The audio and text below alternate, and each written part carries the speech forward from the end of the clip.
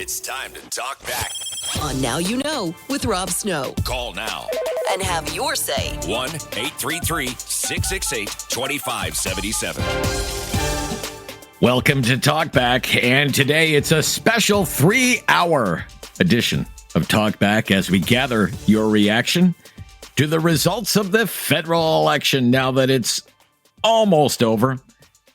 What do you think of the results? Our phone lines are open right now at 1-833-668-2577, 1-833-668-2577. Let's get the discussion underway. The Liberals did it. They won a fourth term. It was Prime Minister Mark Carney going into yesterday, and it's still Prime Minister Mark Carney today. The Liberals, who just 5 months ago were written off and left for dead, found themselves a new leader, and that new leader delivers them yet another term. I mean, it is a comeback for the ages for the Liberal Party. The Conservatives, who once enjoyed a 25-point lead in the polls, still had their best election result in 37 years, going all the way back to 1988. And yet it still wasn't enough to win the election. The Conservatives now lose their fourth election in a row. And not just that, the Conservative Party leader, the person who just 5 months ago seemed destined to be the next Prime Minister of Canada, Pierre Poilievre, lost in his own riding. And I mean, it wasn't even close. It was a thorough trouncing in Carleton, a convincing defeat for Poilievre at the hands of his Liberal rival, a man named Bruce Fanjoy. That is like David taking out Goliath. And it is just one of the incredible stories emerging from this election. So when Parliament resumes sometime next month, at least for a few weeks, Pierre Poilievre won't be in the House of Commons for the first time in 21 years. So we have so many questions about that. And I mean, as for the NDP, that was another one of the big stories of the night. I mean, pick your word, everyone. Annihilated, obliterated, destroyed, demolished, elected or leading in just 7 ridings across the country, losing official party status, finishing 4th in the popular vote, behind the Bloc Québécois, which only runs candidates in one province. And Jagmeet Singh loses in his riding in British Columbia, and that is the end of Jagmeet Singh as the leader of the NDP. Announced his resignation last night. As bad as it was looking for the NDP in the run-up to Election Day, it managed to do even worse. And now the NDP will have to find a new leader, find a new message, maybe find a new purpose. In Quebec, a loss of almost a dozen seats or so for the Bloc Québécois that helped the Liberals. The NDP collapsed. The Conservatives improved their standing, but the leader gets creamed and loses his own seat. And it is the Liberal Party of Canada standing tall. It is the Liberals sitting pretty. It is the Liberals calling the shots and the Liberals in government for the foreseeable future. So everyone, what do you make of it? What do you make of it? Let's hear from you. Let's kick this around for the next 3 hours. Again, our phone lines are open right now. We have no guests lined up today. We only want to hear from you. The number to call is 1-833-668-2577, 1-833-668-2577.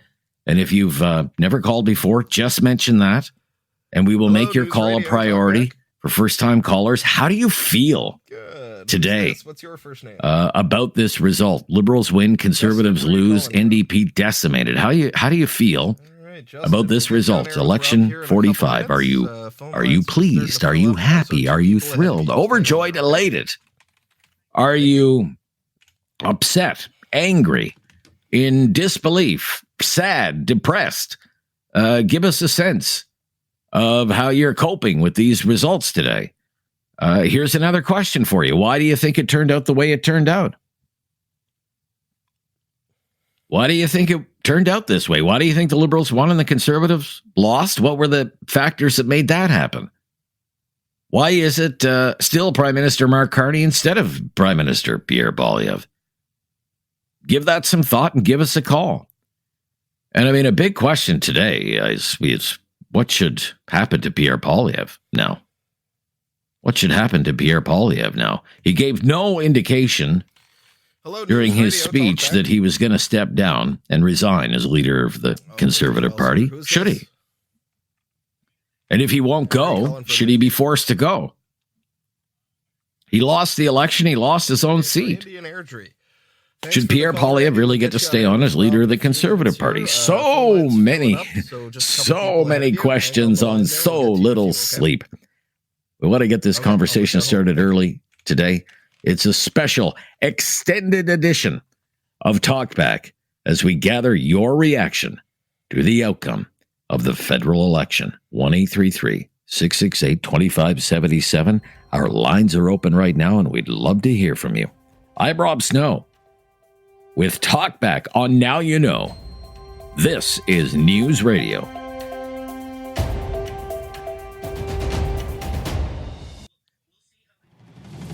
Now You Know with Rob Snow continues on News Radio. It's a 3-hour edition of Talkback today. What is your reaction to the outcome of the election? How are you feeling about the results? Why do you think it turned out this way? What should happen to Pierre Poilievre? His party lost and he lost his own seat. Should he be replaced as leader of the Conservative Party? John in Calgary up first today. Hello, John. Hi, thanks for taking my call. You're welcome, John. How I feel about it, I'm happy about it. Yeah, you're happy. Okay. Yeah, I'm glad Mark Carney won. The only thing that would have made it better would have been a majority. But I'll take 168. I think they can work with the NDP and Elizabeth May. Pierre, he should go away. Career politician needs to go. Like, I'll give it to you. They had greater turnout than they've had in the past. They gained seats. But let's put it in perspective. Lost the popular vote. Didn't win the election despite 2 months ago having a 25-point lead. Now, that's got to be considered one of the biggest choke jobs in Canadian political history.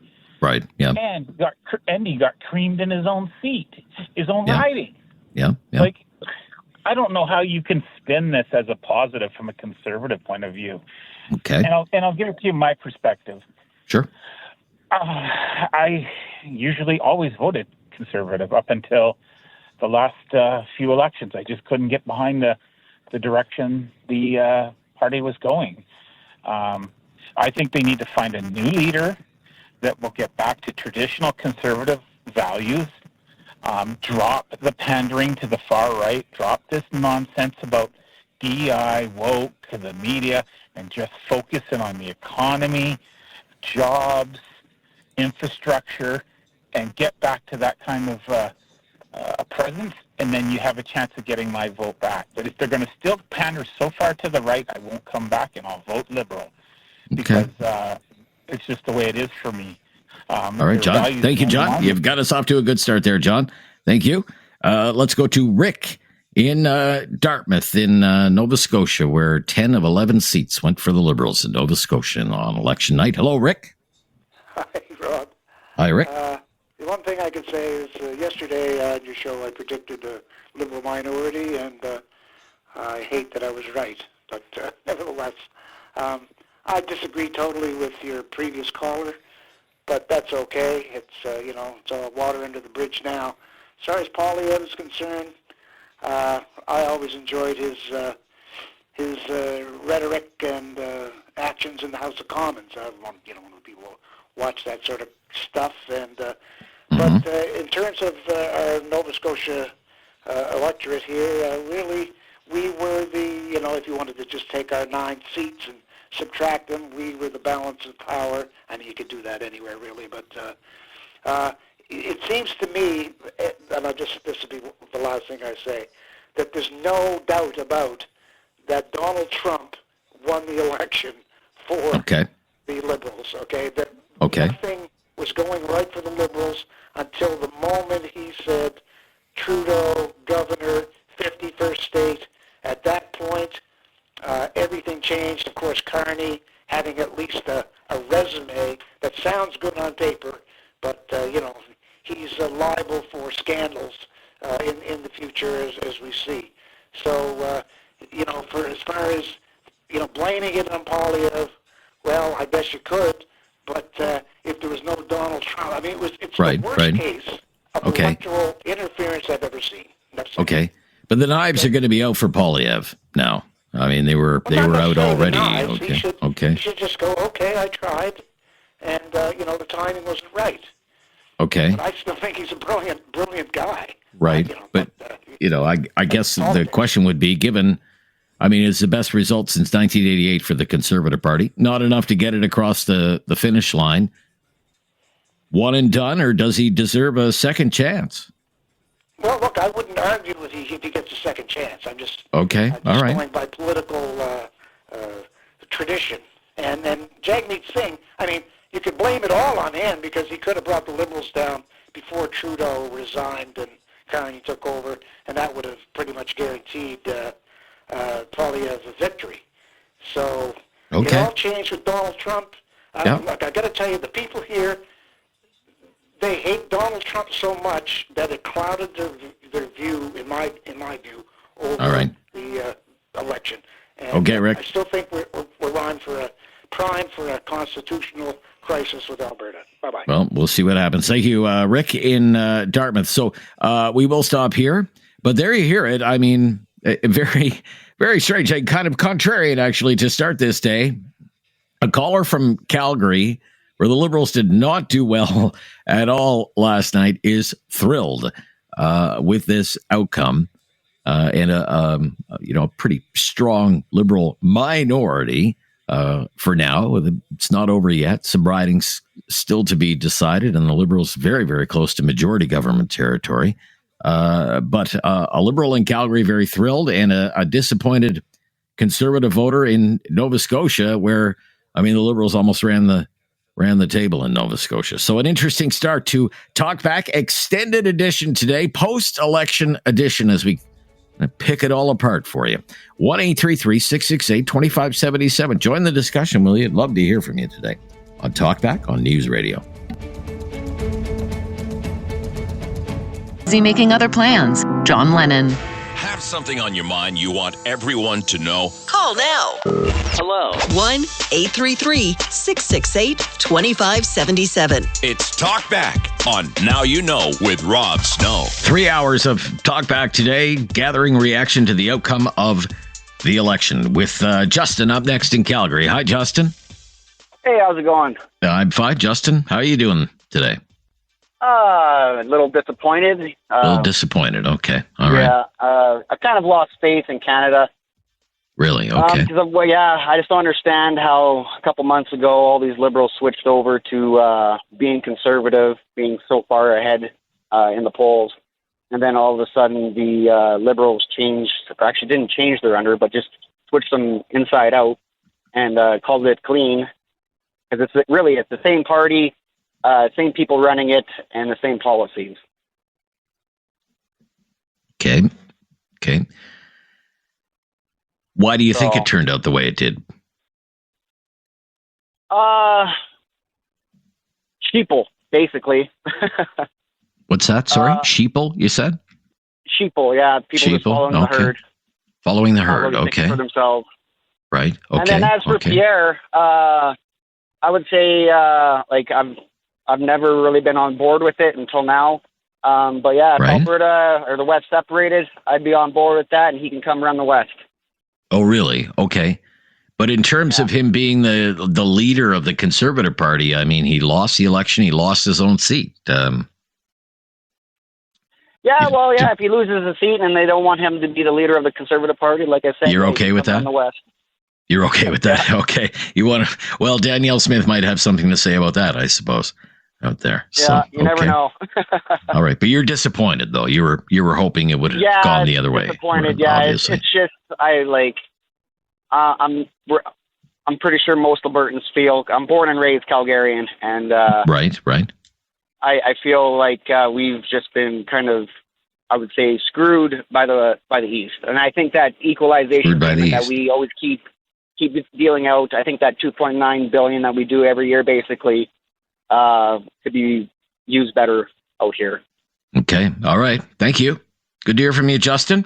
1-833-668-2577, 1-833-668-2577, Talkback Extended Edition, Post-Election Edition here on News Radio. Wade in Sylvan Lake. Hello, Wade. Hey, Rob. How's it going? Well, how are you today? Well, I'm a little bit upset. Upset? Okay. Yeah. All right. And, well, what happened, I think, you throw in some mass immigration, a little bit of foreign interference, and you got yourself a winner. Right. Okay. Yeah. And what about Trump? I mean, is that what you're talking about when you talk about foreign interference? Donald Trump? No, I'm talking about the Chinese, actually. China. Okay. All right. Yeah. I mean, Mark and his group there, they're all about the Chinese. Okay. Okay. And as far as Pierre Poilievre goes, like your last caller said, I'd go one step further. I think everybody in Ottawa who is an Albertan should come back to Alberta and help us become Canada West, so we can never be held hostage by the East ever again. Right. So you're on the separatist bandwagon as well there, right? Oh, big time, brother. Yeah. Riding the horses, I guess. But what should happen to Poilievre now? Well, I don't know what they do in politics these days, way up there, where in the level they're at. But I think, like I said, I think Poilievre should pack his bags and come on back to Alberta and work with Danielle Smith, and we'll get together and we'll do what needs to be done. Okay. All right, Wade. I got you, Wade. Thank you. All right. Well, let's take another one here. Also in Calgary today. Sean in Calgary. Hello, Sean. Hey, Rob. How you doing? I'm good, Sean. How are you doing? Good. How are you doing, really? I'm doing good. Yeah. That's good. I think Carney has a lot to prove if he stands by what he says is trying to bring Canada together. I think how the Conservatives lost. I think I listened to your other callers talking about Chinese interference and Donald Trump, and sure, the State of the American thing has a lot to do with it. I think that the reason that they lost was because of Poilievre and Danielle Smith. I don't think Danielle Smith helped Poilievre by going down to the States, wanting to be part of Trump's consortium down there, and then coming back and telling everybody, or telling Ben Shapiro that Poilievre's politics would be right in line with Donald Trump's. I think. You think Danielle Smith hurt the Conservatives nationally? Oh, I think absolutely. I think. Yeah, I mean they did very well in Alberta, but you got to win in other places, right? Yeah, and I would vote Conservative, and I'm in line with a lot of their ideas and their policies, but I'm not going to vote for Danielle Smith or Pierre Poilievre. Pick somebody else, and I'll vote for them. All right, interesting. Thank you. Sean, good to hear from you. Yeah, lots of differing opinions today, even in Calgary, where, the Conservatives performed very, very well last night. Won every seat except for one in Calgary. I'm Rob Snow. Talk back.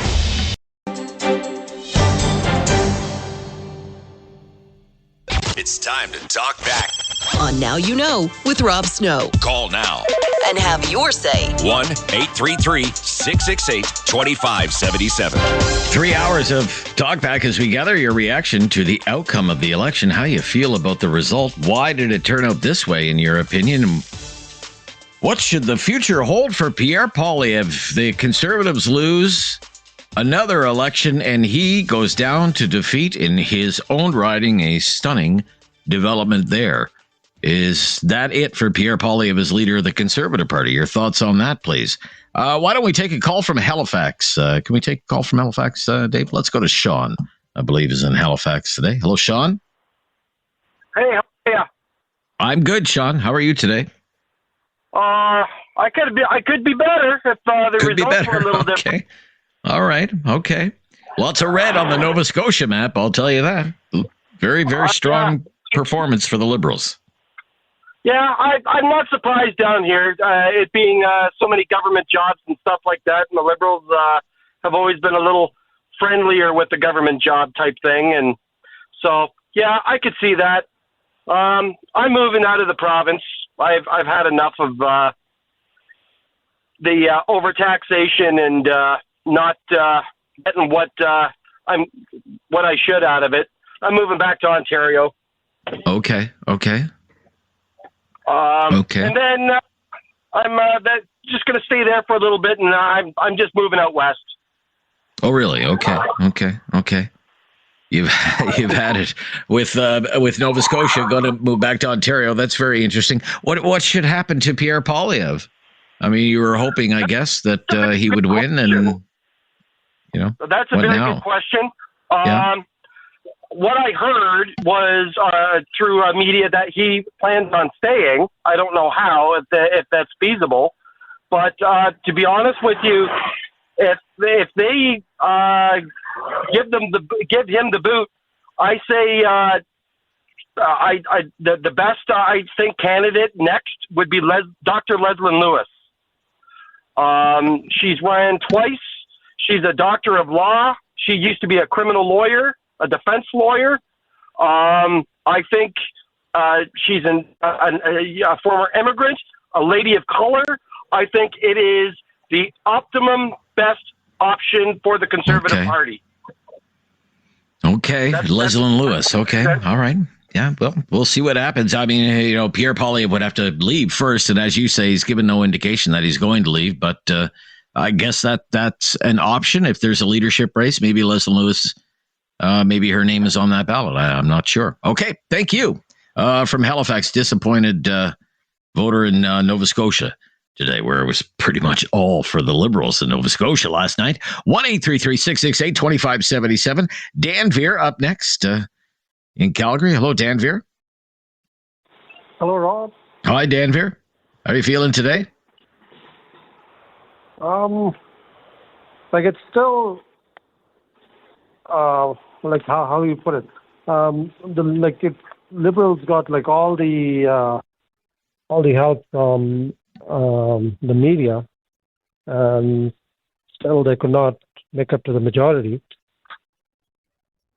The other thing is the media has been helping. Hello. Yeah, I'm right here, Dan Veer. Go ahead. Oh, okay. I thought I disconnected. No, you're here. So all the help that they've been getting for the past 1 month, I hope the media keeps our new Prime Minister accountable. He came on the platform that he is the best man. So hopefully they keep him accountable for the perfection, right? Right. Okay. What do you think should happen to Pierre Poilievre? That would be, I think, the members to decide. But he's still pulled out quite a bit against the odds. Even the infighting, probably infighting took away at least 15 to 20 seats. I don't know. I'm not sure. Yeah. I mean, Pierre Poilievre did better in Ontario than Doug Ford did in the recent provincial election in Ontario. And Doug Ford is probably in percentage in terms of vote percentage. Doug Ford is probably trying to bid for the leadership, right? I don't know. Seems like that. Seems like it. Yeah. I don't know. So you're not sure. You think that would be up to the party people? Yeah, I think he did his part. It sounds like he wants to stick around and have a second crack. I'm just wondering, given the performance of the party, the performance of the leader, the fact that he's lost his own seat, whether he deserves a second chance. I think he lost his seat. Maybe, I don't know, if we probably need to dig deeper. Maybe Liberals put a lot of resources in that seat, trying to take him away from the main campaign. I don't know. I have to dig deeper in that thing. Right. But so would you say just your general mood today? Is it, are you pleased? Are you disappointed? What would you say? If it would have been a clear majority like that, I would not have been happy, because then they would have a free go. Now they at least have to bring some other parties on board to make decisions. Hopefully it's not Green. That would be really, really, really bad. Okay. All right. You like the fact that it's a minority government. At least it's not but if they are just short of one seat and they get Green, then that would be the same consequence as BC, getting almost to bankruptcy, right? So. Okay. All right, Dan Beer, thank you. Thank you for your call today on Talkback, extended 3-hour edition, post-election edition of Talkback today. So lots of time to take your calls today as we pick apart the results of the general election, 45th general election in Canada. Give us a call, 1-833-668-2577. This is News Radio.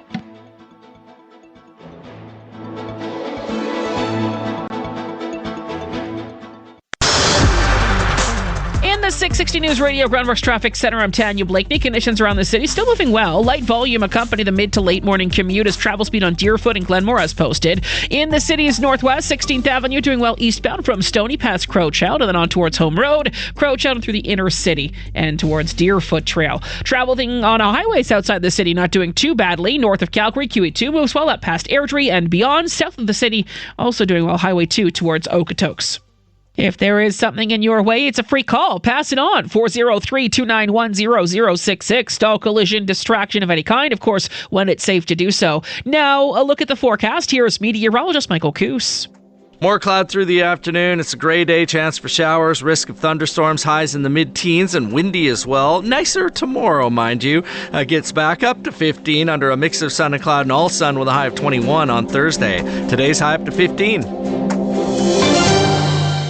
IKEA is making their prices 15% lower for their big heyday sale. So I've decided to make my voice 15% lower. Hey, that's a lot lower than 15%. Still too low. Oh, okay. That's too high now. Way too high. Oh, I get it. You're messing with me. Very funny. Heydays are coming back to IKEA from May 2nd to May 4th with 15% off almost everything for IKEA family members. Play a prank on the radio guy. Super mature. What if your tax refund came with ocean views? At redtag.ca, we're helping Canadians turn their tax refunds into travel memories with huge vacation deals to paradise. Plus, up to $200 off in instant savings only with redtag.ca. 1 minute, you're filing paperwork. The next, you're sipping margaritas in Mexico, enjoying total beach bliss. More savings, more sunshine. Don't wait. Visit redtag.ca or call 1-866-5REDTAG for your exclusive promo code. Certain conditions apply. redtag.ca. Made by Canadians for Canadians. The Gentleman Pros. When your plumbing or your heating needs a pro, or your electrical needs someone in the know, give the Gentleman a call, 'cause you know we fix it all. We'll be sure to make it right before we go. You'll love our quick response and helpful style. It's easy, all you have to do is dial. Friendly people you can trust, leave the dirty work to us. The Gentleman Pros make you smile. The Gentleman Pros make you smile. RV Wars are rolling into Calgary May 1st to 4th at Cross Iron Mills and New Horizon Mall. Take advantage of pre-tariff pricing on travel trailers, fifth wheels, motorhomes, and more. The last of the 2024 models are being cleared out, and there's huge incentives on all in-stock 2025s. No payments for 6 months OAC. Special finance rates from all the top dealers. Fraserway RV, Traveland RV, Bucars RV, and Arcan RV. Shop hundreds of RVs all in one location. RV Wars, May 1st to 4th. Visit rvwars.ca. The biggest talent competition in the nation is Canada's Got Talent. And for a second year in a row, Rogers is presenting the massive $1 million prize, the biggest cash awarded in Canadian TV history. Rogers proudly supports Canadian entertainment and talent. So, get ready for a new season of jaw-dropping performances, unforgettable moments, and fierce competition. Tune in to Canada's Got Talent on City TV, Tuesdays at 8/7 Central, and get the latest on Rogers Xfinity. Have something on your mind you want everyone to know? Call now. Hello. 1-8. Let's go to Mark on TalkBack Extended Edition, post-election edition, and find out his thoughts on the outcome of the election. Hi, Mark. Hi there. Hey, Mark. How you feeling today? I'm feeling pretty good. I'm Calgarian, born in Alberta. Had a red sign on my lawn for the last couple of weeks, and I'm actually quite pleased with the outcome. I'm okay with the minority piece of it because of who holds the balance there, being the NDP value. I think Pierre Poilievre should take his lumps, and I believe that he should really pay for the free rent that he's had in that opposition house that he's living in there, the 19-room mansion, whatever it is. Change has come, and I think it's time that the Conservatives get back to what their true blue values are. And I'm thinking back to the day when we had the Peter Lougheed type of conservatism, not this thing that's very right-wing, angry, mean, cruel. What threw me away from the PP parade was the attitude that came across, the smug attitude that came across, biting the apple and condescending. And I'd like to know how he likes these apples nowadays. These apples are his new set of apples. I think he should be gone. And I think the Conservatives need to rebuild. And the thing that makes me sort of embarrassed on a day like today is all the Albertans in the West. Hello? Yeah, right here. Yeah, listening. Yeah. Yeah. The thing that really makes me feel embarrassed here is the fact that this conversation about Western alienation, Western separation, like if we want to have a voice in Ottawa, let's send some people that can sit at the table. Thank God Chrystia Freeland will be there with an Alberta voice, but we could use a lot more. And that's what the game is. The game is that we need to be able to get in the room, be at the table, and we can't do that if you keep electing people that are not popular in their values and their mission across this country. So I'm a little disappointed that we're getting a lot of the separatist conversation, the pity party, out. Pity party. Now. Okay. All right. Okay. Very interesting. Thank you. Thank you so much, Mark. Also calling from Calgary today. So David, I'm sorry, who's up next? Greg? Greg, yes. Yeah, let's take Greg's call. Hello, Greg. Hello. Hi, Greg. How you doing today? Life was any better, I might have a runaway. Okay. All right. Okay. You're happy? Yeah, I'm okay with the results. Okay. Minority government. I guess with the Trump situation, both parties had their policies not. I'm pro oil industry and pro natural gas pipelines. Not sure about oil, but natural gas, to get natural gas over to Asia and get rid of those coal burners that are causing the real problem in the world. As far as Poilievre is concerned, I'm a centrist. I'd rather have somebody like a James Moore or maybe a Michael Chong or somebody like that leading the Conservatives. Okay. Yeah, just a centrist type, unifier type. I don't like the divisiveness. But one thing we need to do is change the structure in Canada. I mean, it was built to favor Upper and Lower Canada, and that hasn't changed. And I think we need an elected Senate, and we need to change the past the post to get better representation for the areas outside of Upper and Lower Canada. So there's some real change necessary in the country to give the Albertans and Western, anybody that's not Central Canada a little more of a voice.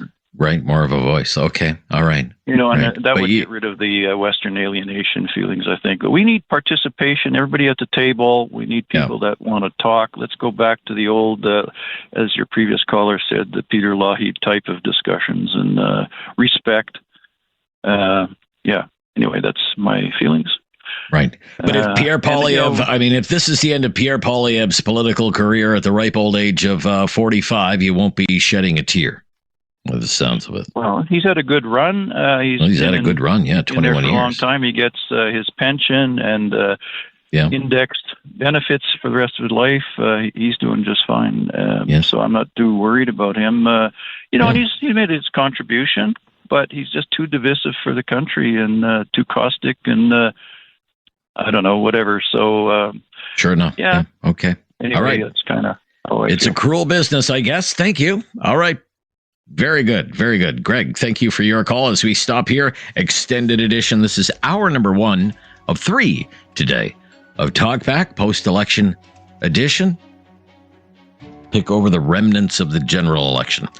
I'm Rob Snow. This is Now You Know on News Radio.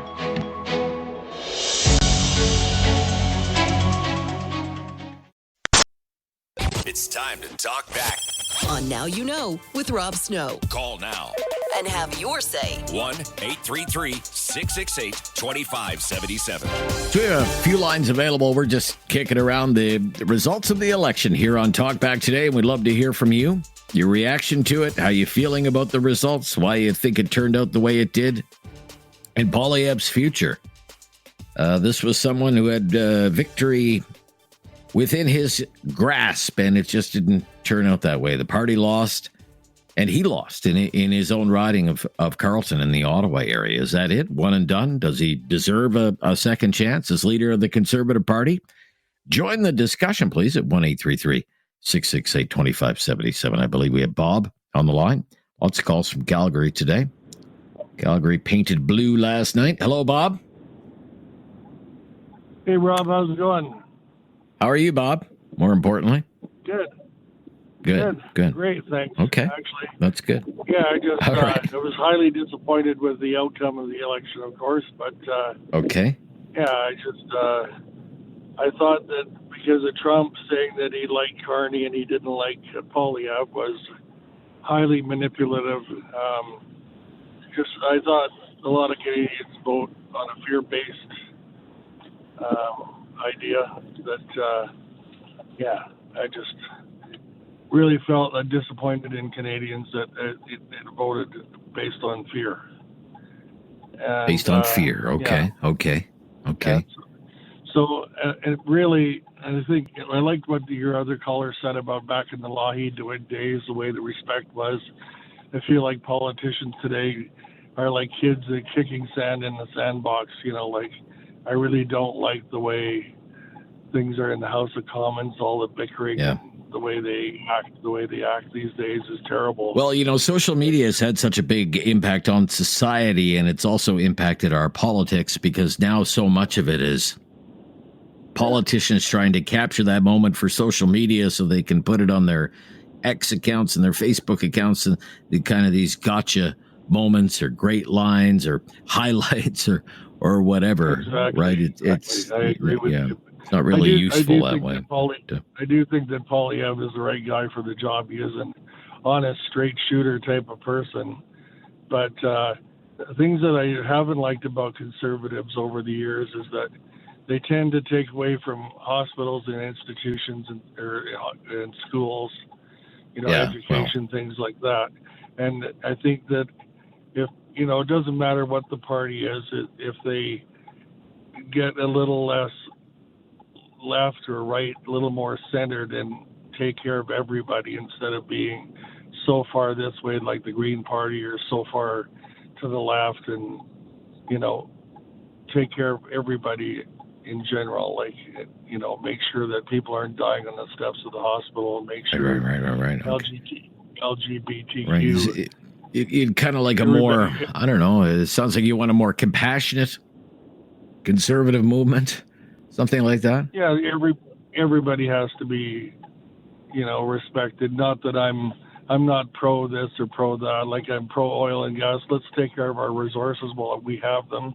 Like electric, hydrogen, and everything is coming, but it's not here right now. We don't have the grid. We don't have everything to support it. But let's move towards that. But Carney wants to do it right now. It's not going to happen right now. We've invested all this money in it, and it's just not sustainable right now. It's nice to work towards all this stuff, but let's be realistic. Like, instead of all the bickering back and forth, let's work with oil and gas while we have it, while the world needs it. Let's make our money. Let's make our money while the make hay while the sun shines. Right. Make hay while the sun shines.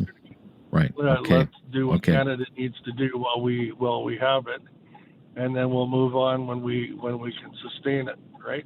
So anyway, that's all I have to say about. Very good. Thank you, Bob. And all the peer-based stuff, and I always listen to your show every day, so it's just awesome to have a chance to. Oh, thanks, Bob. I really appreciate. That's so kind of you. I hope you keep listening. It's going to be an interesting time ahead for sure. Thanks for letting everybody get their thoughts out there. Yeah, sure thing. That's what we do. That's why we do Talkback, and that's it for hour number 1. Just like that, 1 hour down. 2 more to go, and lots of time to fit you in. If you're on the line, please hang on the line, and we will get to you right after the latest breaking news as we gather your reaction to the outcome of Canada's 45th general election here on Talkback on News Radio.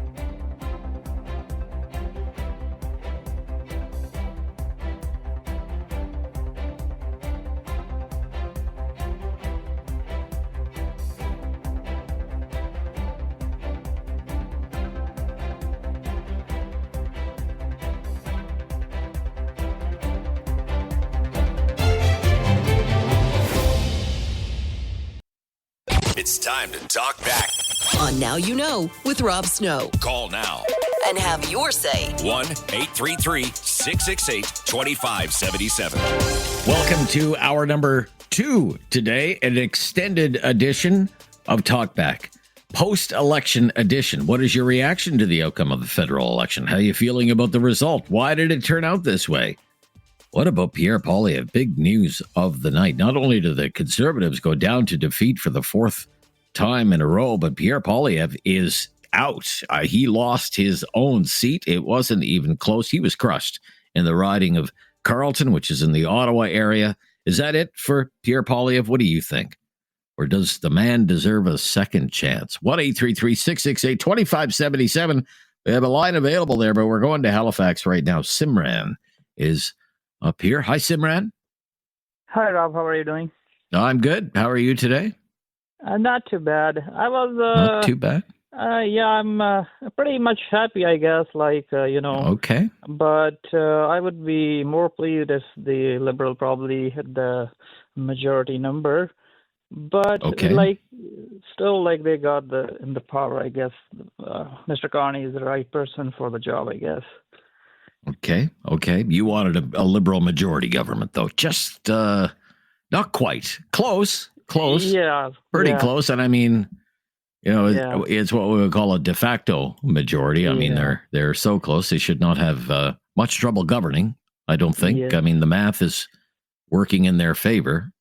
Yeah.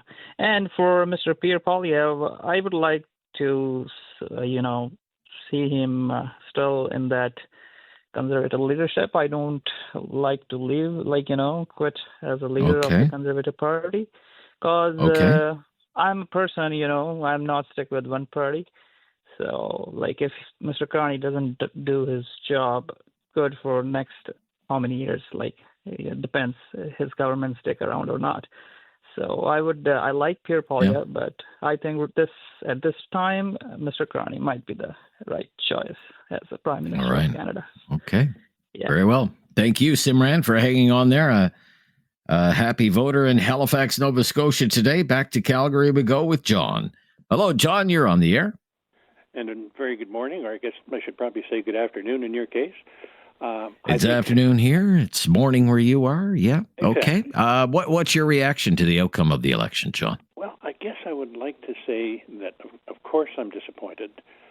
Okay. More so, I'm frustrated, and there's a sense of a feeling of powerlessness.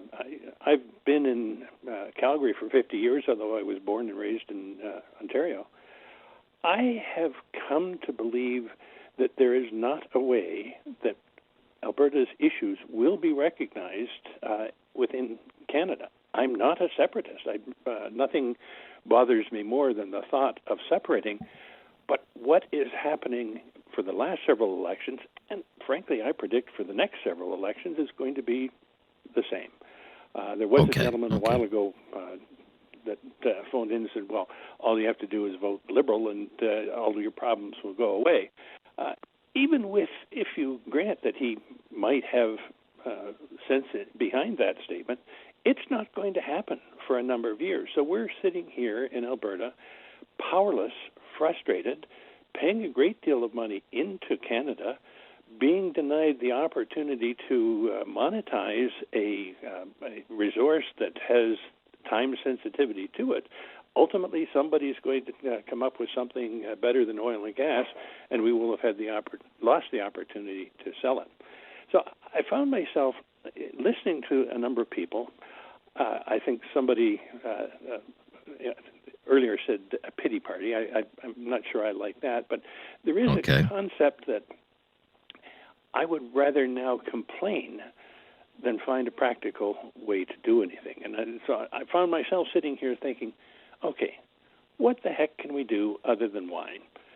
And as I say, I do not want to be a separatist, but the very threat of separatism may be the only tool that we have available. I suggested, or not suggested, I conceptualized that maybe the best thing would be to have the Alberta government schedule a referendum for 18 months out and start an open and active dialogue with the federal government saying these are the areas that we would like to have a redress in. We will monitor your progress. We'll cheer your progress when you give us the kinds of things that we think we need for our economic viability in Alberta. And if the feds come across with that, then I think you're going to see that in 18 months people will say, no, thanks, the Liberal government has done that which we need. But I am frightened with a minority Liberal government, then we're going to have either the NDP or the Bloc propping up the minority, and both of them have very self-centered views that are anathema to the broader well-being of the country. I'm a little bit worried, I'm a little frustrated, and I'm feeling powerless. Okay. All right. John, thank you so much for your call. I think your opinion very well said today. I appreciate your call today. More of your calls are ahead. It's hour number 2 today of Talkback, 3 full hours of Talkback as we get your reaction to the outcome of the election. Almost final now. Still some ridings to be settled. Big night for the Liberals. 4th term for the Liberals. A really good performance from the Conservatives, just not, in the end, good enough, and a terrible night for the leader of the Conservative Party, Pierre Poilievre, losing in his own riding. Is that it for him? What do you think? 1-833-668-2577. This is News Radio. Have something on your mind you want everyone to know? Call now. Hello. 1-833-668-2577. It's Talk Back on Now You Know with Rob Snow. Post-election edition of Talkback with Matt in Calgary. Hi, Matt. You're up next, Matt. Hey, Rob. Enjoy your show thoroughly. Thank you so much. Here. I appreciate that. To say that I'm disappointed is an understatement. For the life of me, I don't understand some Canadians rewarding essentially the same relatively corrupt, full of mismanagement Liberals with another government. I'm bewildered by that.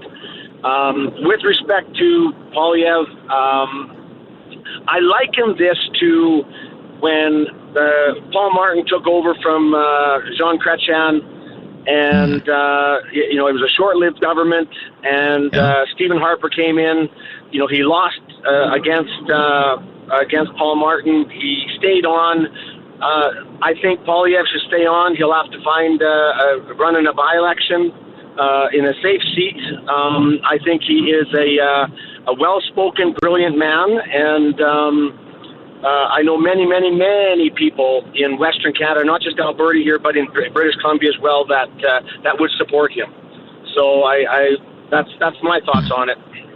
Yeah, it's very interesting. I was thinking about that this morning. What if they had given Stephen Harper, the Canadian Alliance and the old PC party unite? Stephen Harper fights his first election in 2004 against Paul Martin and the Liberals.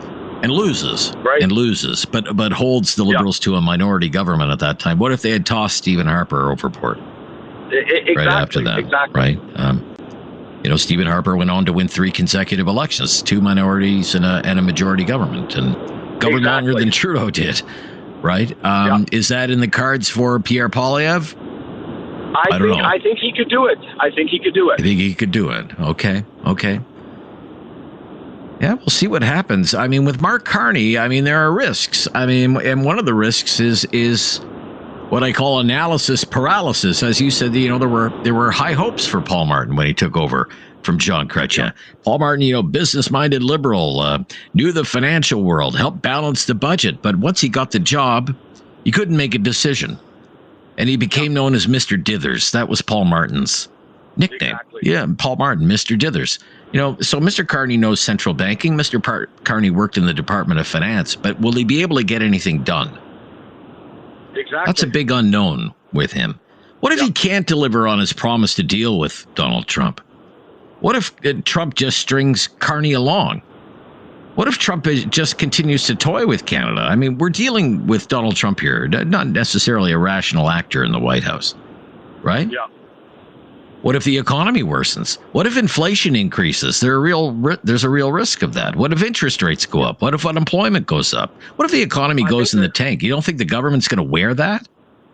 There's still and what if there are no improvements on all the other issues? And a year from now or 2 years from now, crime is still a big problem, and the immigration system is still an unholy mess, and there's no big building program for homes, despite the creation by Mark Carney of some new government housing department, and there's no hint of a pipeline anywhere. Then this Liberal government's going to look a lot like the last Liberal government. And Carney's popularity could very well start looking more like Justin Trudeau's popularity, and it might not take long. You make some very good points, Matt. I really like that comparison to the Paul Martin days. I was around for that. I was covering all of that. Linda up next in southern Alberta. Hello, Linda. Hello. Hi, Linda. How are you feeling today, Linda? Oh, good. Very disgusted. Disgusted, okay. Yes. I was just going to turn the TV on just to see what was going on about 6:45, and you're already projecting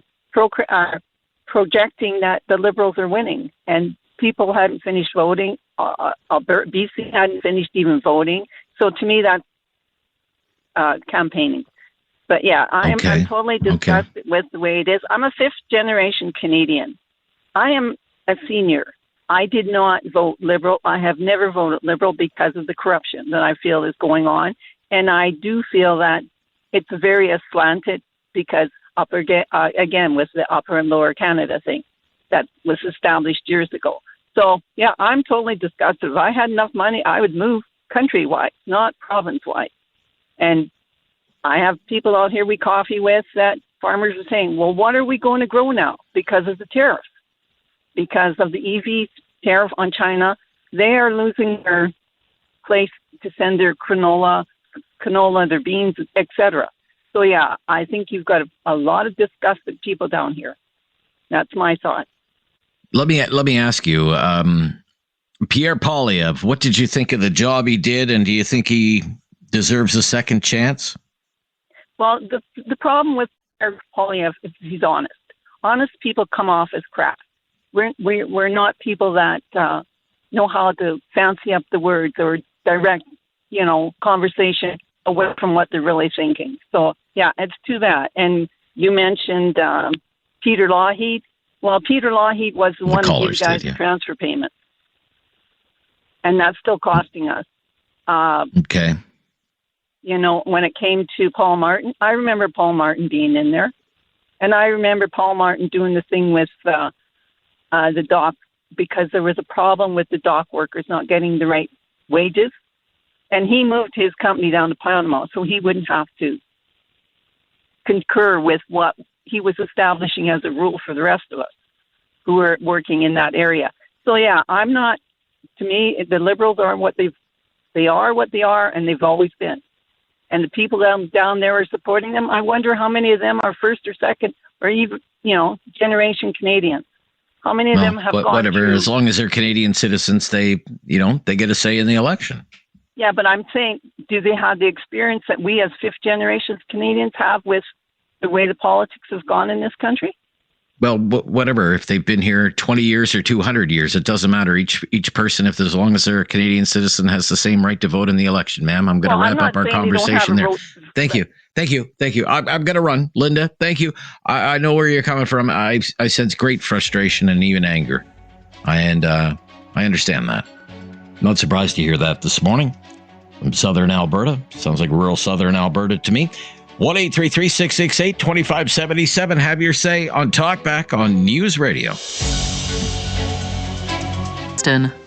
Have something on your mind you want everyone to know? Call now. Hello. 1-833-668-2577. It's Talkback on Now You Know with Rob Snow. We've been doing an extended edition of Talkback today. 3 hours, about halfway through now. Let's go to Kyle in Listowel.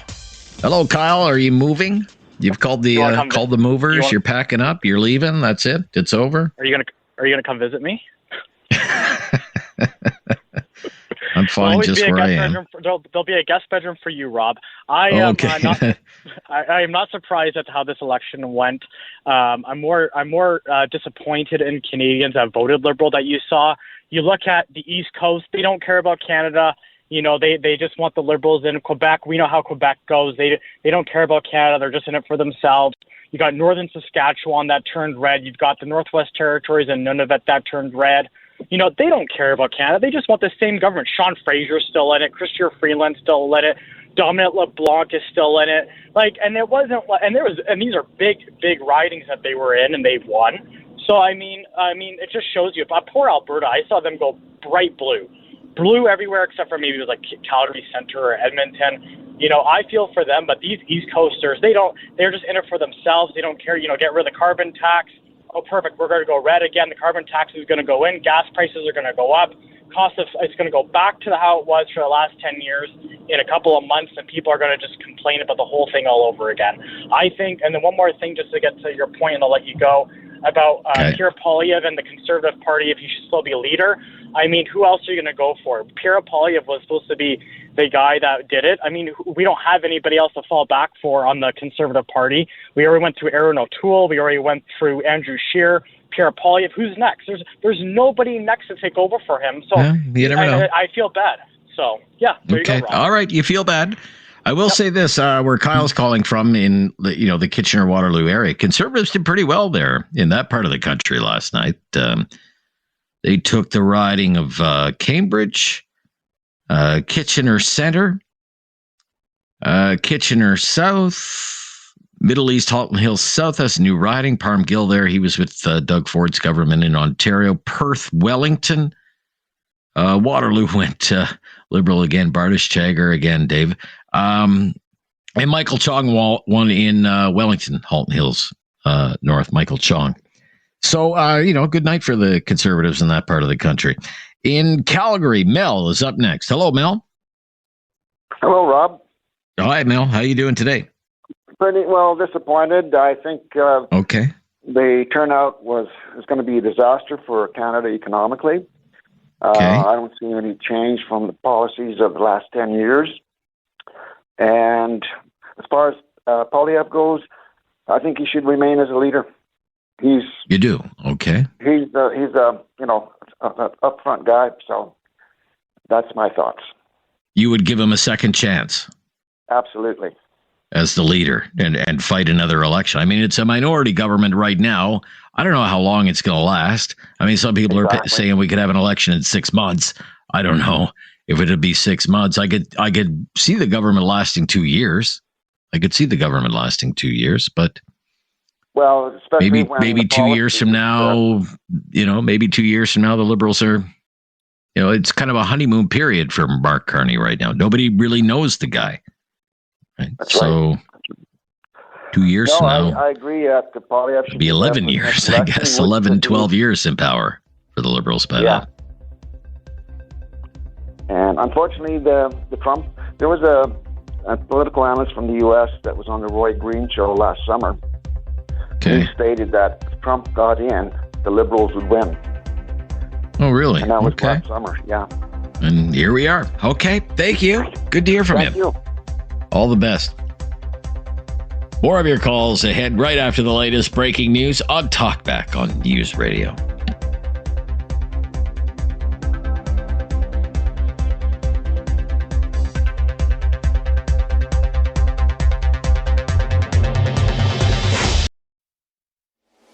Have something on your mind you want everyone to know? Call now.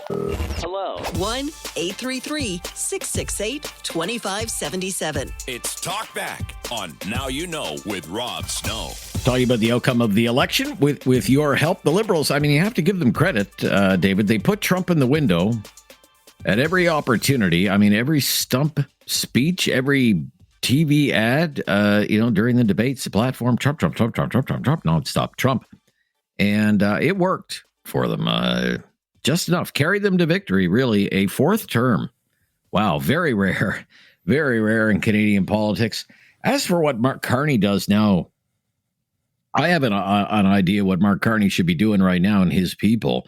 I mean, the first order of business for Mark Carney is to try and get the Liberals to 172. And they're not far off. What are they at now, David?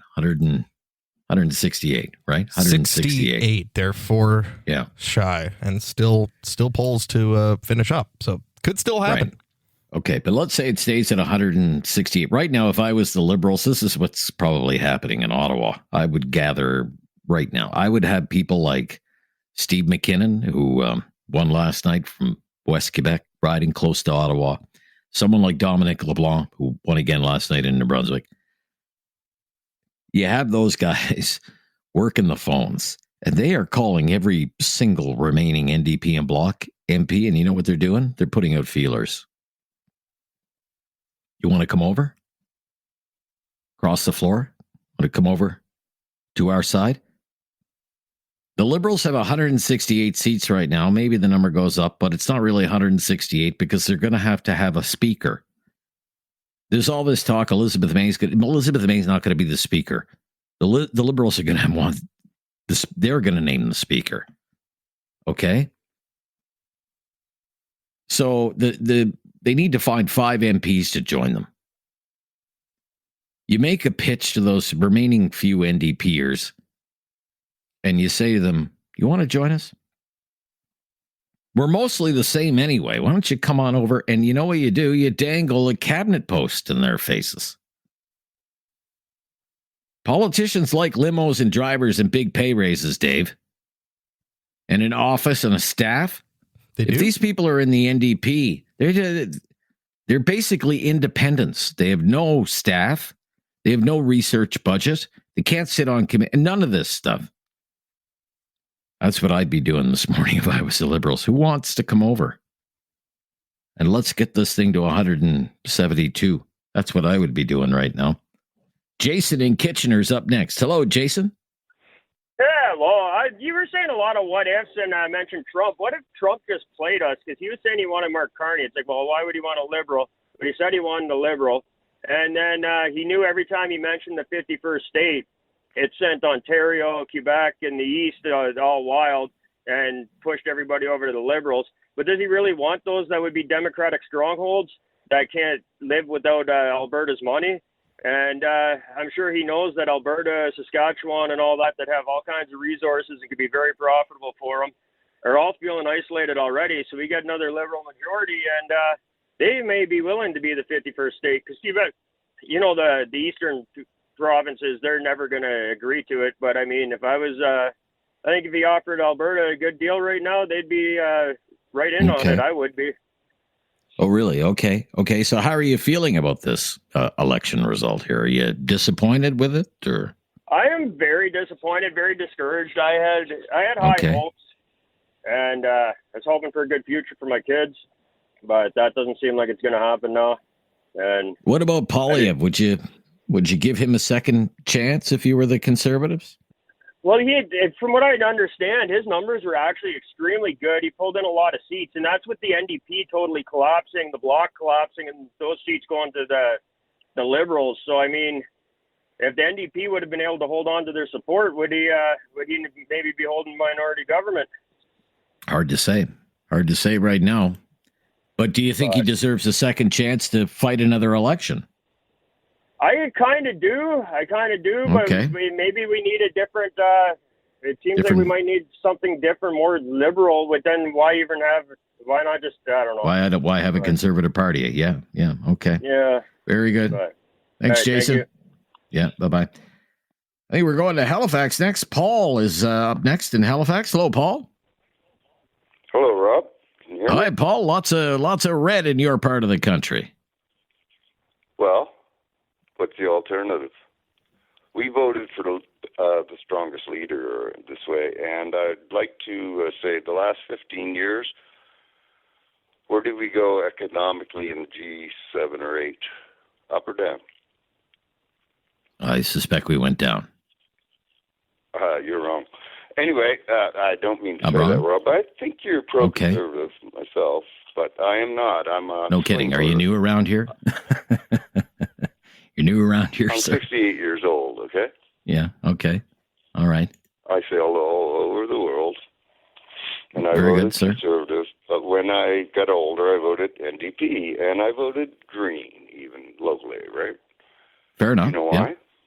Why? Balance, man. It's questions of balance. Everybody voted for the leader this time. In hard times, it's all about the leader. What happened in Germany? No, sorry. Actually, I agree that things seem to be not in perspective, shall I say? Manipulated, perhaps. You, and people will cross the floor for $1. Sure they will. I'm sorry, I'm just putting an East Coast thing in here. We're isolated. We're cut off from Quebec, and pipelines are bullshit. Okay? Okay, we're going to have to end our conversation there, Paul. Got to end it there, bud. Yeah, can't say that on the radio. Sorry. You call again sometime, but you have to clean up the language, Paul. Thank you. And bye-bye. Rob Snow here. It's an extended edition of Talkback as we talk about the election the day after as the dust settles. Share your thoughts on it, please. 1-833-668-2577 on News Radio.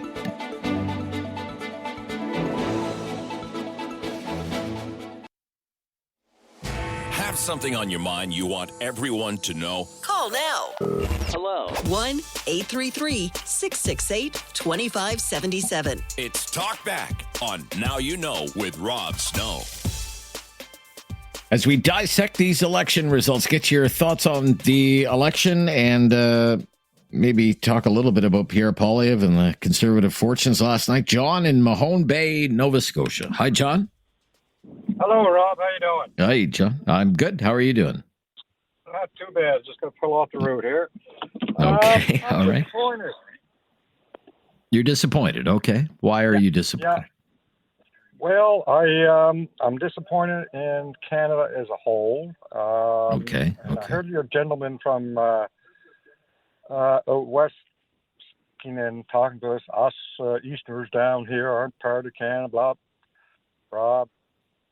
I think they take their senses out there and they will realize most of those guys all came from down this way. Anyway. Okay. I'm disappointed that people did not pay attention. They allowed, and the Liberals took advantage of the Trump thing, but people didn't listen to the experts who were on different talk shows talking about the U.S., talking about Trump. And if you think a country with 43 million people is going to tell Trump what to do, they're absolutely out to lunch. The only people that can deal with Trump will be the Americans, and they will deal with him. Okay. Nobody paid attention, and you know, Carney might be a nice guy to sit down and have a beer with, but when the leader of a country moves his companies out of Canada because he's going to lose money, or he has offshore bank accounts so he doesn't have to pay taxes, that sort of makes me wonder what kind of Canadian is he?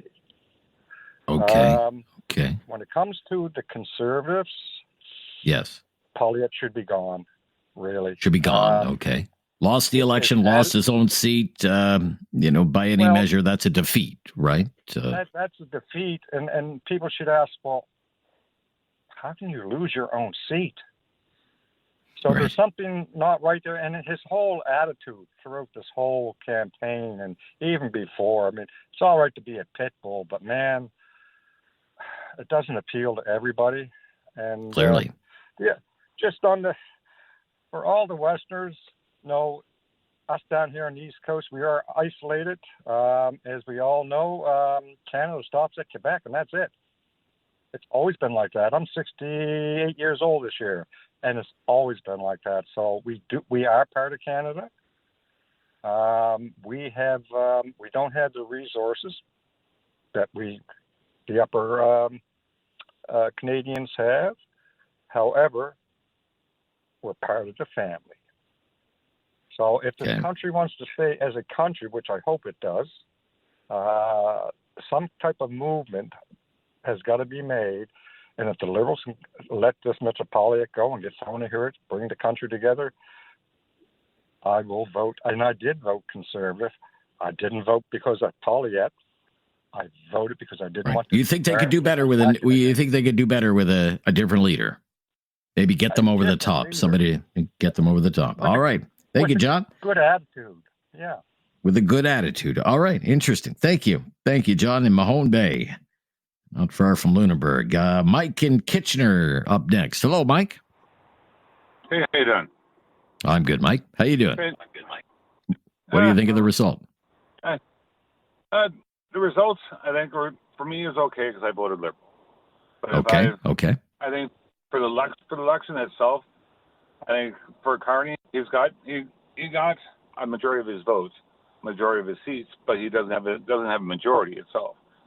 So he has to really tiptoe of what he's going to do for his policies. Same token, he has to make sure that his policies he does and everything he interacts with does benefit people in the West that do feel that they have not been treated well, and people in the East, if he wants to try to win for a next election. If it comes down where he resolves the tariff issue, but then there's an election, say, next year, and tariffs are gone, but all the other issues are still residing. The split that happened where it pulled a lot of people away from the NDP or from the Bloc, then going back to NDP and Bloc, the Liberals go down and the Conservatives get in as majority. And I think for Poilievre, part, for his take, I think his crassness is what sort of dissuaded people from voting Conservative. I think if he toned that part down, he'd probably help him out.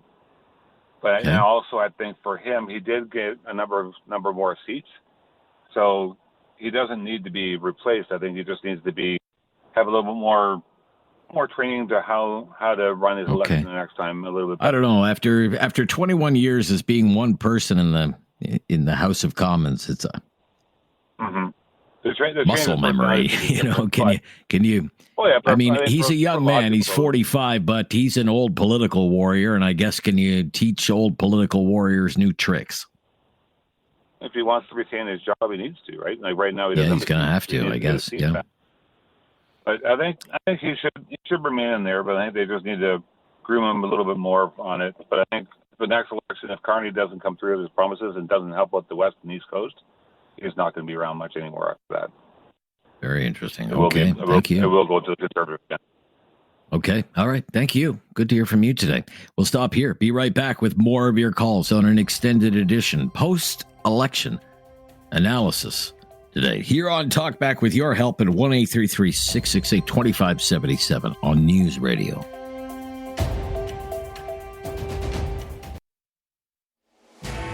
something on your mind you want everyone to know? Call now. Hello. 1-833-668-2577. It's Talk Back on Now You Know with Rob Snow. We're talking about the election outcome today, a fourth term for the Liberals. It's a minority so far in Lethbridge. Norman, up next. Thanks for waiting, Norman. You're on the air. Yes, good morning, Rob. How are you? Yeah, I'm good, Norman. What do you think of the outcome? Oh, well, disappointed, of course, right?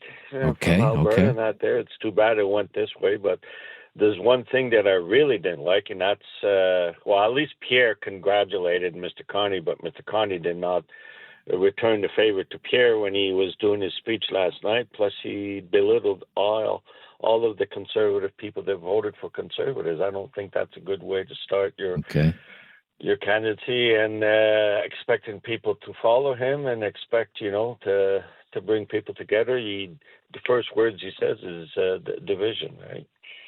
Okay. I didn't hear the speech last night, to be honest with you. I finally had nodded off. Pulled a double shift yesterday, so I kind of nodded off by that time. I don't blame you. But anyways, well, I didn't see it either, but I saw replays of it on the... Oh, I see. Okay. But anyways, I didn't really like what he said. So you were hoping for the Conservatives. The Conservatives, Norman, didn't pull it off here, and there'd be a lot of questions, especially now that Poilievre has lost his own seat. What do you think should happen to him? I don't know. Pierre, he's got his ways of working, like you say, you're not going to teach an old dog new tricks. But anyways, there's a few things he could do different. Maybe get a better, probably follow more what his managers are saying, like his platform and stuff and that there, how to present himself and this and that. It is a little annoying to always sit there and make fun of people and this and that. People kind of don't like that kind of stuff. I don't blame. Like the nicknames like Carbon Tax, Carney, Sellout, Sing, that kind of stuff, right? You don't like that. People don't like. There's no place for that kind of stuff and professionalism. Like, I'm a site supervisor, and we don't do that to nobody, right? You know what I mean? Right. You got to keep yourself professional and whatever. I find that if he would stick to a better platform and just move forward and put all the rhetoric aside and just concentrate on winning and not making fun of people, you probably get further ahead. But that's just me. Anyways, would you keep him around? He said to everybody, probably because who else would take his place? You know what I mean? This is. Yeah, there will be people who will want the job, I suspect. There'll be people who will want the job and think they can do a better job than him. And they already have seats in the House of Commons. All right. Thank you, Norman. Got to run. Let's fit in Ernie here before the news. Hello, Ernie. Hey, Rob. Hi, Ernie, in Kitchener today. What do you think about how it turned out? I was definitely wrong with my polling, thinking that the polls didn't be under message to the young people and stuff like that. So I got to admit that I totally called that the wrong way there. As far as what I'm kind of thinking here, I'm thinking the Trump stuff is going to get old pretty quick now. We haven't really got to see who the real Mark Carney is yet. I believe, and I think there's going to be buyer's remorse unless he's able to fix the issues here at home. And that's where people are going to start to see that, okay, then, wow, we made a mistake. And I'm trying to somewhat here be optimist. It was obviously I didn't like the results last night. I got a feeling, and I really, I want to give this guy hope. I really hope he can fix some of these issues here. I don't believe he will with his policies. You're giving him the benefit of the doubt. Okay. Look, we're really tight on time. I mean, I remember you called me. You went to the Poilievre rally when it was in your part of the country. He's now lost his seat. The Conservatives lost an election they should have won. A lot of people think they should have won it. Would you keep Poilievre around? Or would you turf him? Rob, I would, because I got a feeling once people start seeing who the real Mark Carney is, they're going to start to see, man, Pierre was right. Okay. And that's all right. Why I would get, he's not. You give him a second chance. All right. Well, we're going to give everyone a third hour of Talkback coming up right after the news at the top of the hour. The latest breaking news next on News Radio.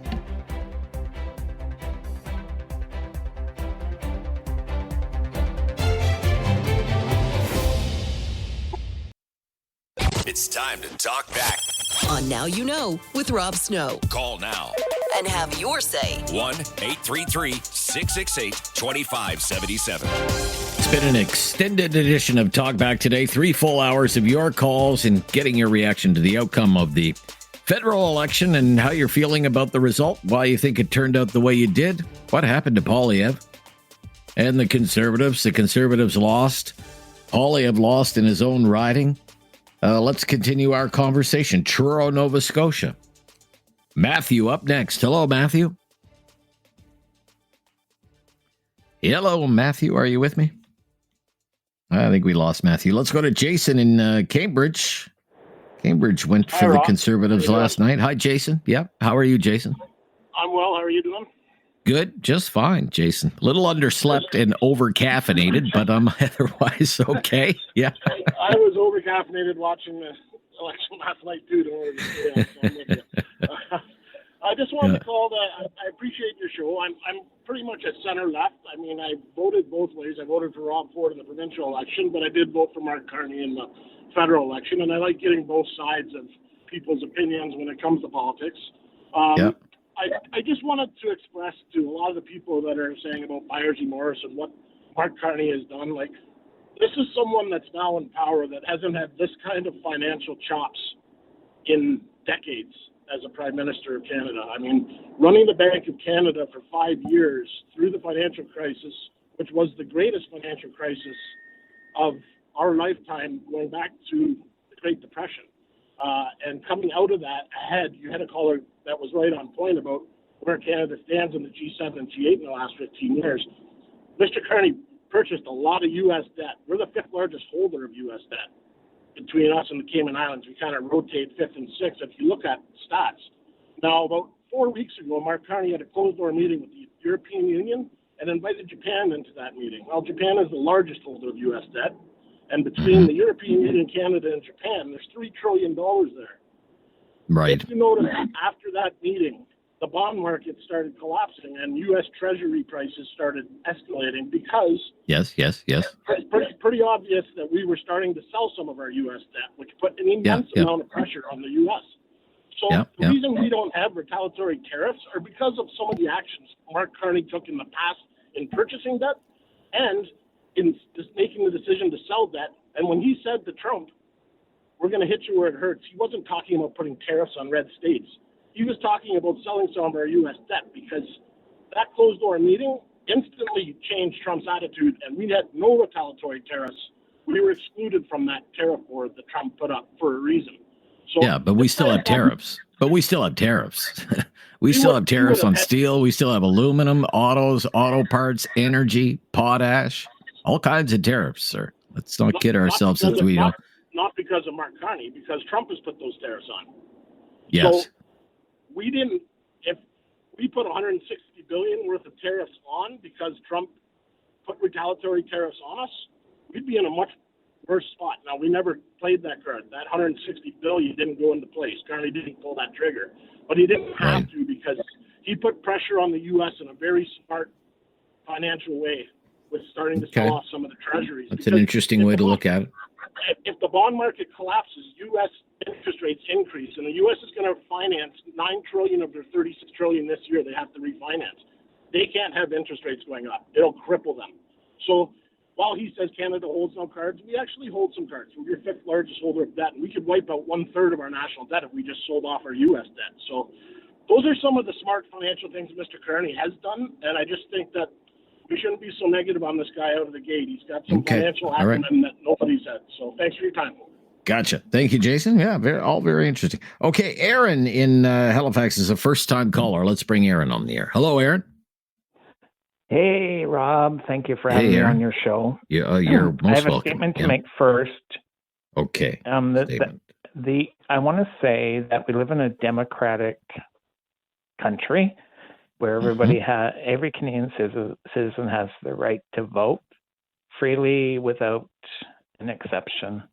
What I'm disappointed in is that people who do not like the results of the election are condemning those people that that voted for other parties. That's not a democratic society. So I just asked them all to stop, and I thank everybody for voted in what they believe. I want to talk. I was very pleased with the outcome of the election. I, in Nova Scotia, have supported the PC party. I believe that our current Premier, Tim Houston, is doing an excellent job. So I voted in the provincial election, voted in that direction. However, I waited, and I want to point out a couple of true facts. I waited until I was looking at the platforms of all parties, and there was no significant differences. Everybody was saying, and they released platforms that all basically said the same thing: improve healthcare, improve the economic state of this country, fight tariffs, right, et cetera, et cetera. Yeah. Okay. However, I hadn't decided which way I was going to vote because I waited until the PC party produced their budget. Where the PCs made their mistake is they did not release their platform budget until after the early vote period. Okay. And when you go back and you look at their budget, you look at the Liberals' budget, there was no significant difference. What Poilievre condemned Carney and the Liberals for doing was spend. But if everybody looks at each platform, what those platforms represented, and look at the budget, the Conservative platform was no different than the Liberals' platform. So when we talk about the future of Canada, right, and you talk about the business aptitude of Carney and in his background, every decision he makes, every policy that he passes, he is going to know both the financial outcome, good, bad, or indifferent, right? So when you have to go up against Donald Trump and the tariffs, he knows how to negotiate. He is going to be able to understand the financial impact of those agreements that are made with Trump. He is also, in my opinion, very transparent. Sorry. Okay, well, I don't know about that. We'll have to wrap up our conversation there. Thank you for your call. We're a little tight on time, Aaron, and phone lines are jammed today, so we're going to move along there. Thank you for expressing your opinion and outlining why you voted the way you did and why you feel the way you do about the outcome. All well and good, my friend. We'll be right back. I'm Rob Snow on Talkback News Radio. Have something on your mind you want everyone to know? Call now. Hello. 1-833-668-2577. It's Talkback on Now You Know with Rob Snow. Yeah, it sure is. Hour number 2 of Talkback, talking about the election outcome, the election results, gathering your reaction, asking how you feel about the results, talking about the future of Pierre Poilievre. With the Conservative loss, 4th loss for the Conservatives in a row, 4th win for the Liberals in a row, and Pierre Poilievre quite stunningly losing his seat in the riding of Carleton. He had won that 7 times, held the seat for 21 years, but thoroughly trounced last night by a rookie, a political rookie by the name of Bruce Fanjoy. Takes that riding for the Liberals. Maybe some thoughts on that as we make our way through the hour. David, in the run-up to Election Day, we took a lot of calls about polls. A lot of people didn't think the polls were going to be accurate at all. Lots of predictions that the polls were fake, or the Conservatives are going to do better than what the polls were saying. And, we've heard it all, right? Yep. So, let's look where things stand, okay? So with the popular vote, the Liberals 43.6, Conservatives 41.4, Bloc 6.4, NDP 6.3. How'd the pollsters do last night anyway? Well, they did pretty well, Rob. There's no two ways to say it. They did pretty well. I've taken a look at all 10 of the major polling firms in Canada, and 2 of them basically called it exactly right. Liaison Strategies had the Liberals at 43, Conservatives 41, NDP 7, Bloc 6. So that's pretty much bang on. That's pretty much bang on, yeah. Main Street Research had the Liberals 43, Conservatives 41, NDP 5, and Bloc 5. Again, pretty much bang on. Pretty close, yeah. Now, I will say this. Many of these pollsters, I believe 7 out of 10 of them, did undercount what would eventually be the Conservative share of the popular vote. So they did undercount a little bit the Conservative vote. All of them, except for one, undercounted it within the margin of error. So the only real outlier we have is ECOS, who had the Liberals 43, which is correct, but then they had the Conservatives at 37, which is 4 points under what they got, which is 41. With the exception of that... And they said the NDP, ECO said the NDP was going to get 9, they got 6. So that's where the other 3 points come from.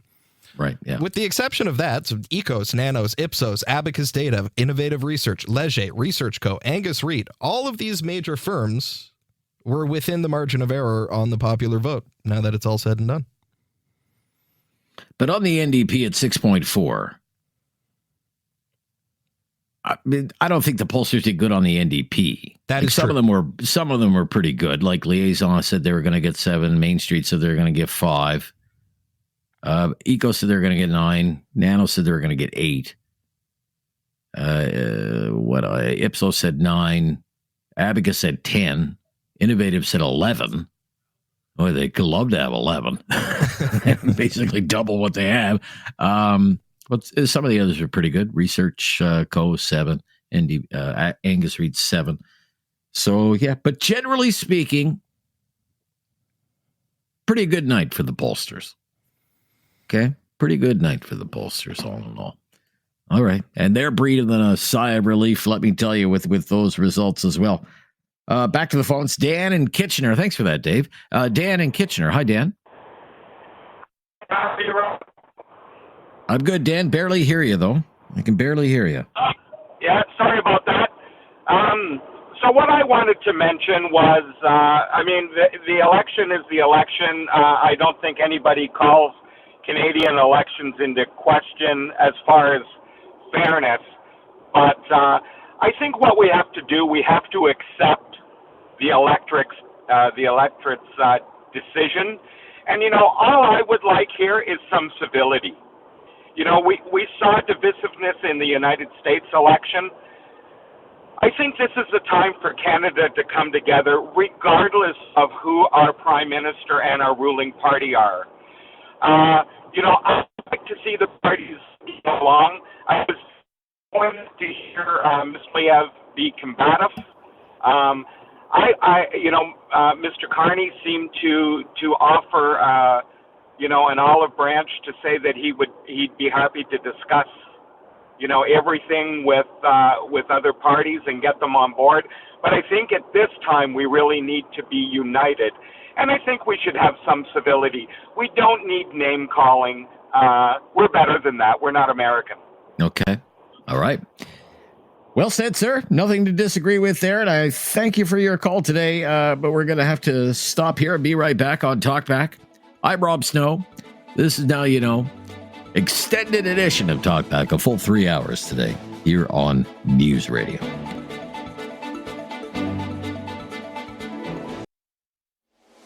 Have something on your mind you want everyone to know? Call now. Hello. 1-833-668-2577. It's Talkback on Now You Know with Rob Snow. Your reaction to the outcome of the election, how you feel about the results. Why did it turn out this way? What about Poilievre and the Conservatives? The party lost. Poilievre lost his own seat. Should he be gone as the leader of the Conservative Party? So many questions on so little sleep. Kerr in Waterloo. Hello, Kerr. Hi, Rob. Hi, Kerr. I'm good. How are you? I'm doing well. Rob, I must say I listen to you and, of course, Mike Farwell every day. I don't get a chance to call too often. And in fact, this might be my first call to you. I appreciate that. I wanted to put my 2 cents in, listening to a lot of the calls that you've had today. And I think the last two callers actually mimicked or echoed what my sentiments were as well. So that was good to hear. Because what I hear, your show, take it as you want, but there is a conservative slant to it. Oh yes, and yes, I hear buyer's sure. remorse. I hear he did not thank Pierre. Carney did not thank Pierre in his speech, and all the people who voted out east do not care for Canada. And I thought I have to call. I am a Liberal supporter. I think we need to give Carney a chance. I think it was a great election. It was fair. I think both parties did well in their own in support for their particular parties. But I agree with some of the speakers that said, hey, let's give Carney a chance. Let's not be divisive like we see our people south of the border.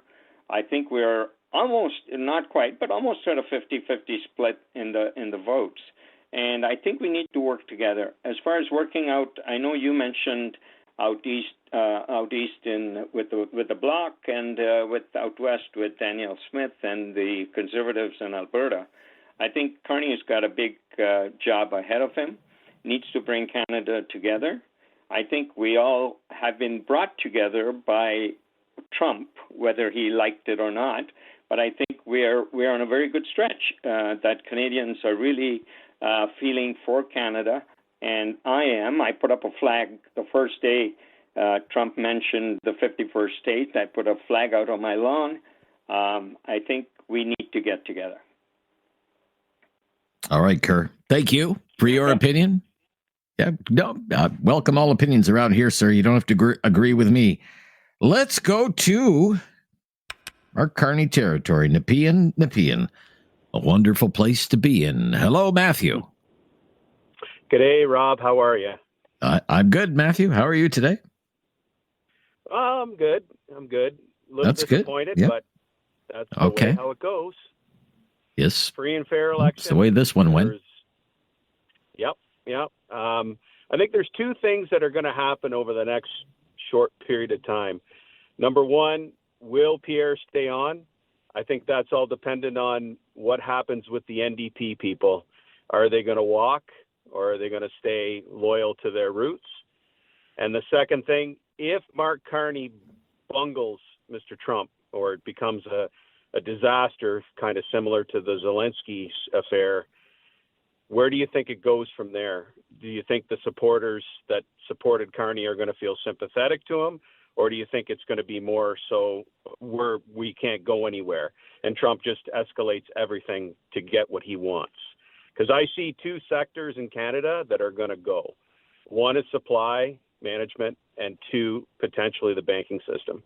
And both of them are key codicils to Mr. Carney. Okay. The more foreign competition. More foreign competition could be coming to the Canadian banking system. Yeah. Yeah. Like we're going to see Bank of America branches in Toronto and stuff like that. Well, we already do, but they just don't have they have a heavy limitation. I mean, you're looking. That's one, but the supply management would be the easy one, which would, right. Well, I mean, it would devastate. He vowed to defend that and said it was non-negotiable, right? But he said it was. What do we have left? Yeah, I think but you do make a big point. I mean, bigger picture, he ran on Trump. Yep. His whole political persona right now is tied up in Mark Carney. I'm the guy with the experience. I'm the guy you want. I will deal with Donald Trump. Well, now you've got to prove it. The new U.S. ambassador to Canada just got into Ottawa yesterday from guys from Michigan, MAGA guy. So he has to have a meeting with that guy, and he's got to somehow get Donald Trump and the MAGA mob in Washington to back down on Canada and stop with the 51st state nonsense and show some progress in the next little while, that there's a potential for a breakthrough. Because if he can't do that, then people will say, well, what good is this? Because this is what you told us you were the best at. It defeats the whole record of why we had this election in the first, what the premise of the election was, because that's the Liberals' premise was that the Conservative premise was change to get the country more united and more deal with the issues, the meat and potatoes issues of this country. And people were completely deranged in the idea of Trump. And that's what made things go sideways for the Conservatives. And the Liberals ate the NDP. That's basically the whole end of this election. Was the NDP vote just got obliterated, and they just said no. It was a protest vote, and in some ways it sounded like a protest vote, but it was a support vote for the Liberals in certain ridings to get over the hump. Because if they had stayed the same, we would have had a 150 with the NDP sitting at 24, 25 seats and the Bloc at the same. Nothing would have really changed, correct? Would you agree? Yeah, hard to say right now. Would the Conservatives be at 144 seats if the NDP was at 20 seats? Right? They'd be about 134, 130, somewhere in that neighborhood. Yeah, but which is still a far cry from 172. This is the soul searching that's going to have to take place on the Conservative side. Sure. For sure. And I think personally, if Pierre sees the writing on the wall and Mr. Carney's group of people are in the war rooms right now phoning NDP people and saying, listen, you got to walk. You're going to get this. You're going to get that. If there's 3 or 4 individuals that say, yeah, that sounds pretty good, and they go against their principles of being NDP, I think that party's basically gone into the dustbin. It's a history. There's no more federal NDP party, and that puts Carney in the driver's seat for 4 years. And Pierre, there's no. Thank you, Matthew. Thank you, Matthew. I got to run. Yeah. That's our time. Rob. Thank you, though, for calling from Nepean. Great to hear from you right there in the Carney heartland of Nepean, which went solidly for the Liberals again last night. I'm Rob Snow. This is News Radio.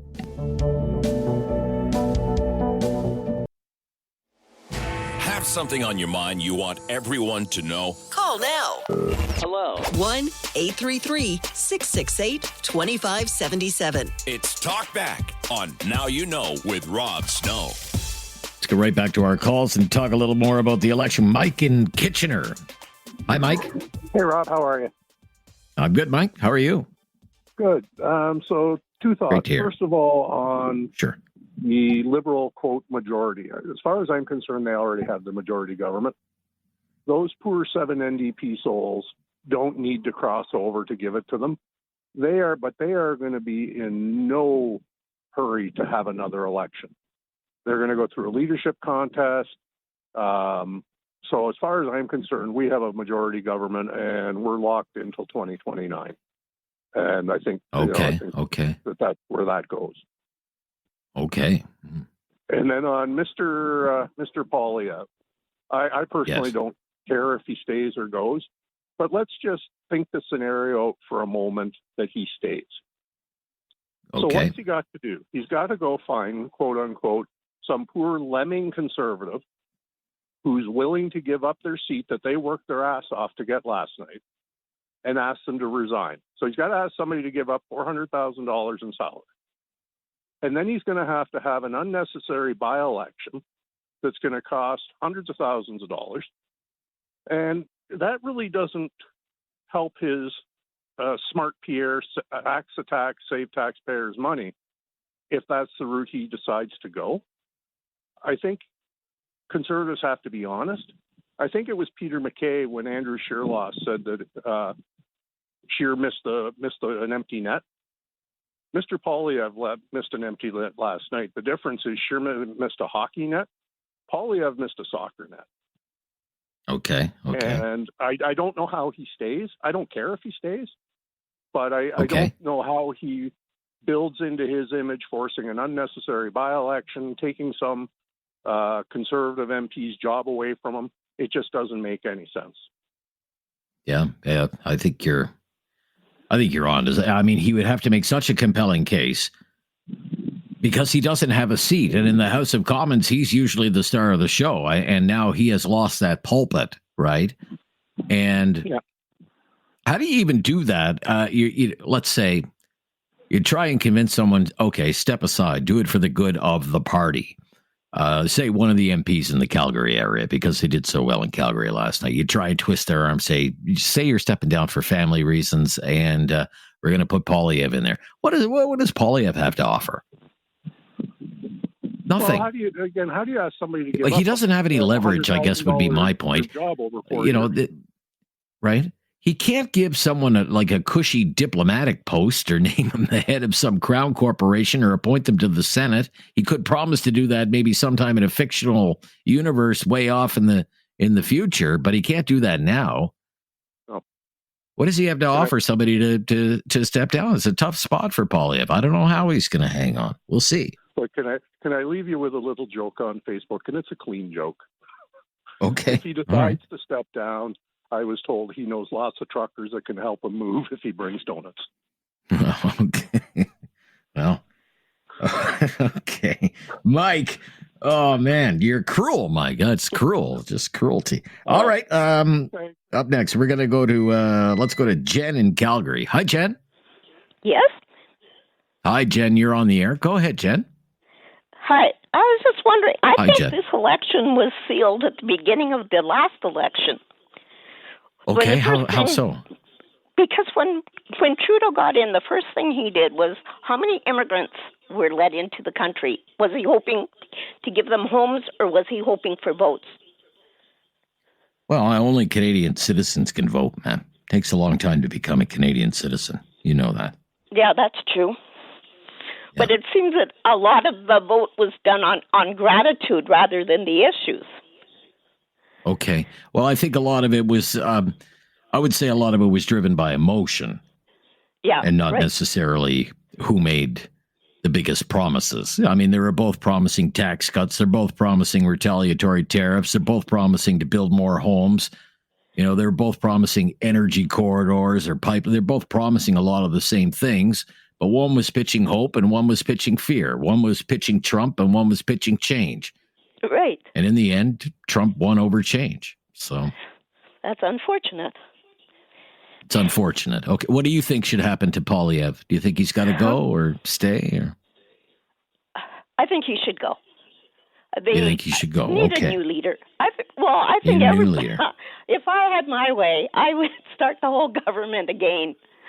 Okay, you just hit one giant reset button and start everything over. I felt like that many times. Okay, that's the way I feel. Like you like stop the world. I want to get off. Okay, I understand your sentiment. All right, bye bye. Okay, thank you for your call. We're gonna run here. Bye-bye. I'm Rob Snow. It's Talk Back here on News Radio.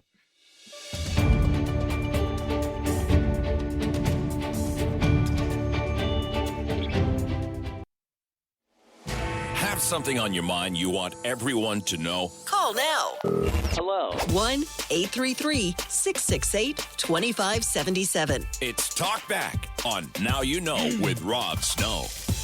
All right, so the Liberals, just another quick election update. They've just won another seat by the sounds of things, David. They're up to 169 now. Yes, that's correct. So they're leading or elected in 169. We've been saying 168 all day. They're now up to 169 because they have won Terrebonne, which is a riding in Quebec, although it's just been reported. Terrebonne. Apologies. Yeah. Mon ami, apologies. Yeah. Je m'excuse. But I have just seen the public broadcaster report that the margin of victory for that Liberal candidate in Terrebonne, Quebec, is within the margin for a recount. So they have for now picked up another seat, but there will be a recount. They're now leading or elected in 169, which is 3 shy of majority territory.